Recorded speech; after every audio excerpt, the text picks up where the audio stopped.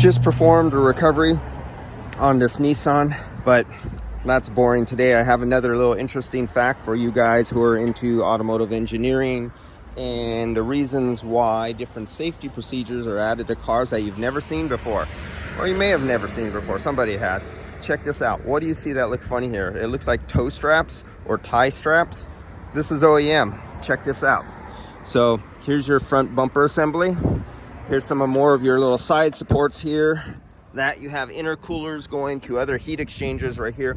But look at how the strap is attached. This is like those strap down straps, very strong, that are attached with really heavy grade bolts here. Thick, look how thick that is. Can I focus in there? Come on, get in there. Look, check that out. That is some thick metal that's strapped around. And then it's strapped around here. Now it's strapped around to the chassis. So the only thing I could see is this is for a collision where it literally shears part of their safety. You know, you have crumple zones and cars are meant to crumple and certain things break away. So they must have a situation where this whole bumper assembly, all this aluminum that you see, the supports, this iron, must snap away from the front leg. And they're afraid and probably seen that all this metal, probably weighing about 150 pounds or more, becomes a projectile.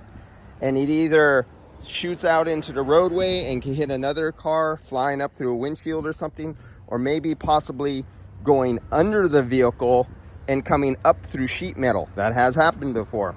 So manufacturers don't do anything that adds cost, complexity, and time to their system unless there's a really good reason why they're doing it. And as you can see, no robot put this together. Manpower on an assembly line had to assemble all this stuff and weave it in and out and snap it in place to get that on there. So they did that for a reason, and probably a very good reason, because that was not a cheap thing to do. Yeah, that's all. Probably none of you have ever seen anything like this, and I gotta say, this is the actual first time that I've seen something like this to this extreme extent to provide safety for a certain crash scenario where most likely this heavy iron part is all steel and all this comes apart as a very heavy assembly and becoming a projectile. All right, see you guys.